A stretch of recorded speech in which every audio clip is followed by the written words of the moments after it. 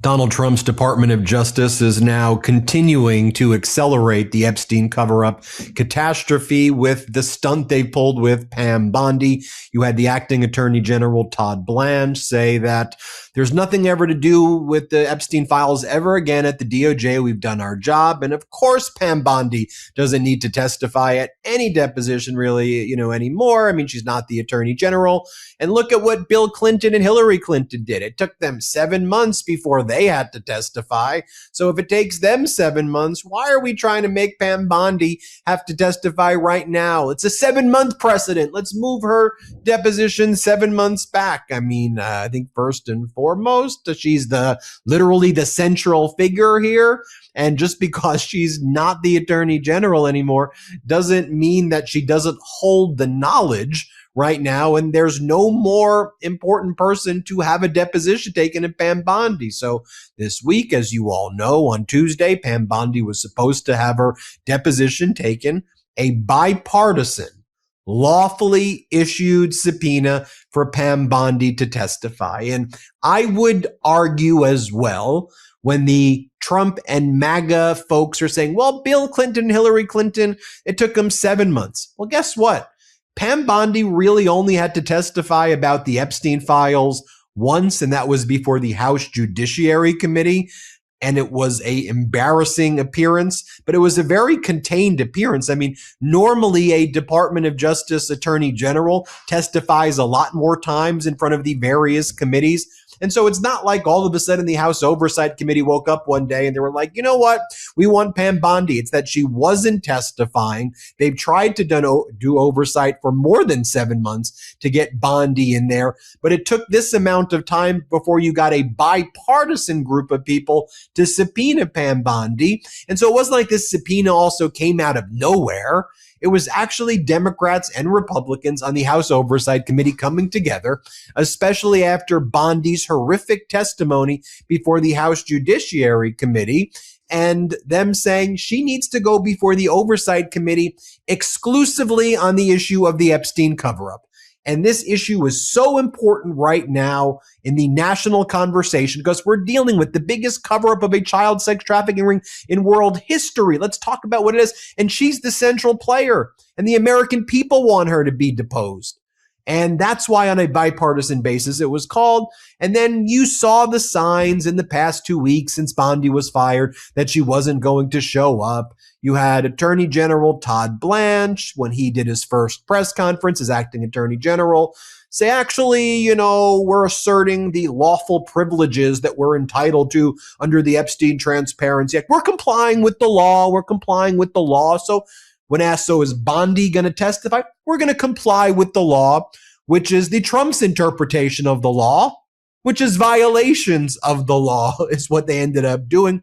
And then you heard people like James Comer and others go on TV and say, well, we'll see. We're working it out. So now the play is drag this out 7 months, drag it out a year. Maybe people will forget about it and no one will talk about the Epstein files in 7 months. I'm being sarcastic in the sense of saying that's their plan. Of course, people are going to still be demanding it, and it just brings more attention to it. The same way when Melania Trump holds a press conference and says, I did not know Jeffrey Epstein. I'm going to do the impression that she doesn't know Jeffrey Epstein at all, really, other than a short period of time. And the documents and things that you see are all false and don't believe anything.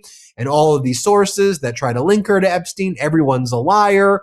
And that she just saw him on a few occasions in social settings because they ran in the same circles, and that's it. Then you had Paolo Zampoli, the guy who ran a modeling agency called ID Models, who he and actually Jeffrey Epstein wanted to acquire big modeling agencies together as well. But Paolo Zampoli is the guy who would bring Eastern European girls and women into the United States for his modeling agency. He brought Melania Trump when she was a young lady into the United States, and he would hold parties at the Kit Kat Club in Manhattan, and that's how Donald Trump met Melania, was at a Kit Kat Club party. And Zampoli's girlfriend and mother of his child, who got deported to Brazil, and the reports are that Zampoli was integral to getting her deported. Zampoli denies that he had anything to do with it. People in the know in ICE claim that he called and said, you got to deport my ex-girlfriend because we're in a custody dispute. Zampoli denies that. Zampoli also says, it's a good thing to be in the Epstein files, man. It shows that you were running in the right circles. It shows that you were cool. Words to that effect is basically what he said. He's agreed to testify and say, folks, let me be very clear. Epstein did not introduce Melania and Trump. I did, everybody.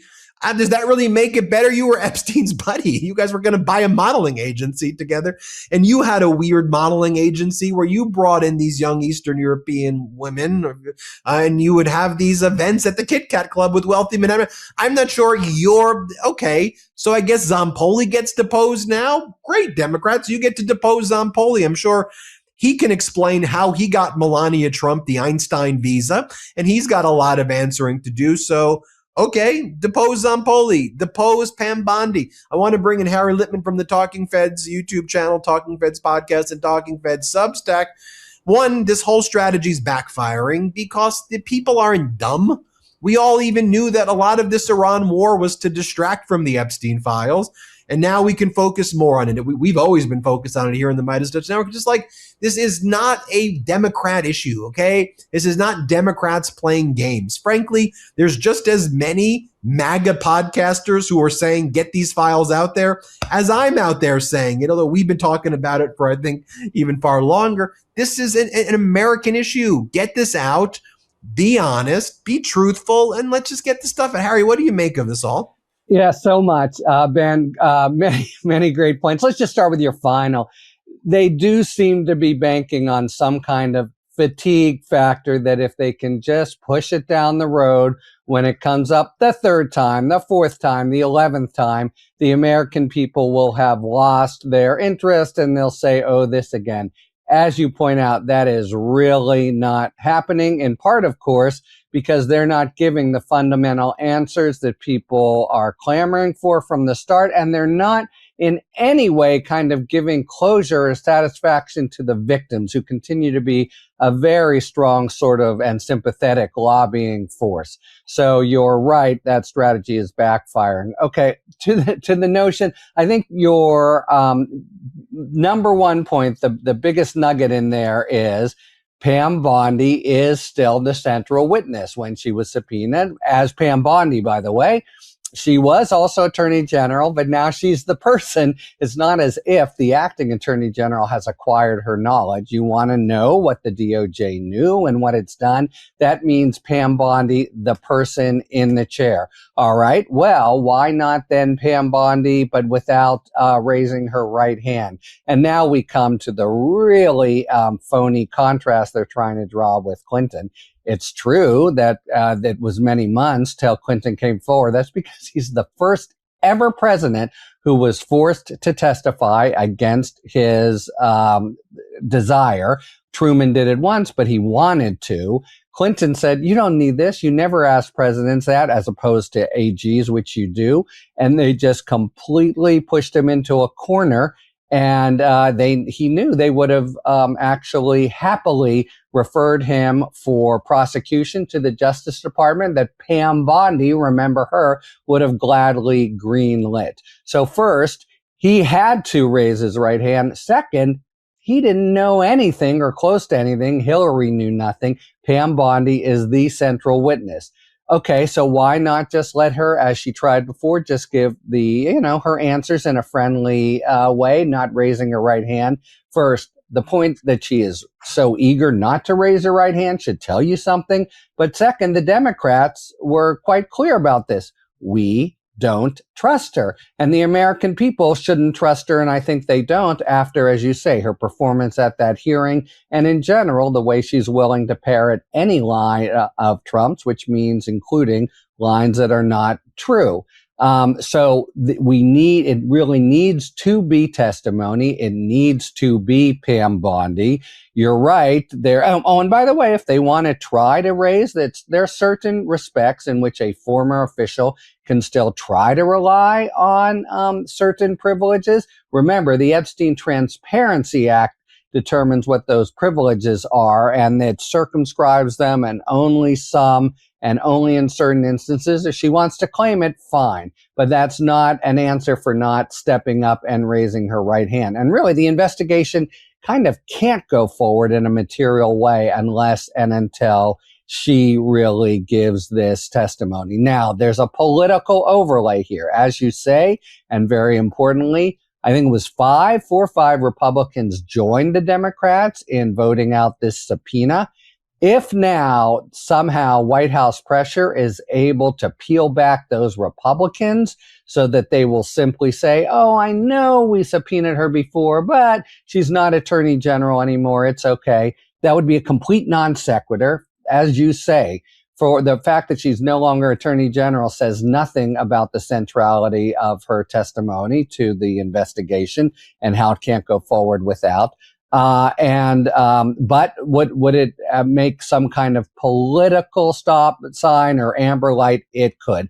Finally, the notion that Blanche is trying to ply of, oh, that was then, this is now. We did so many documents, yeah, but there are by some measures a couple million still left. Plus, this is not a numbers game. It's a matter of the 5, 10, 200, whatever it is, really hot documents, the incendiary ones that presumably had everything to do with Trump's wanting like crazy for the Epstein Transparency Act not to pass. That had everything to do with Bondi's initial blunder and saying, I have this information on my desk.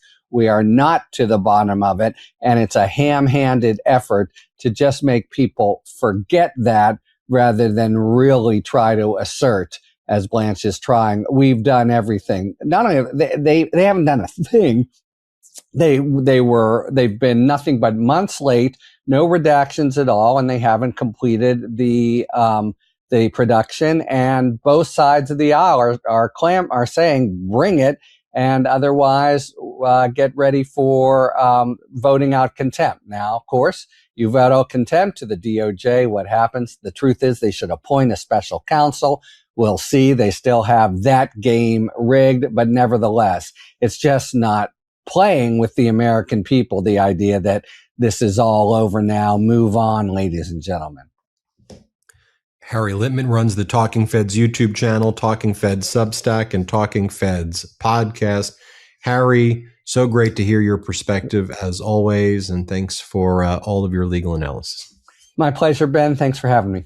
Everybody hit subscribe. Let's get to 7 million subscribers here, and subscribe to Harry Litman's Talking Feds YouTube channel soon as you can. Love this video? Support independent media and unlock exclusive content, ad-free videos, and custom emojis by becoming a paid member of our YouTube channel today. You can also gift memberships to others. Let's keep growing together.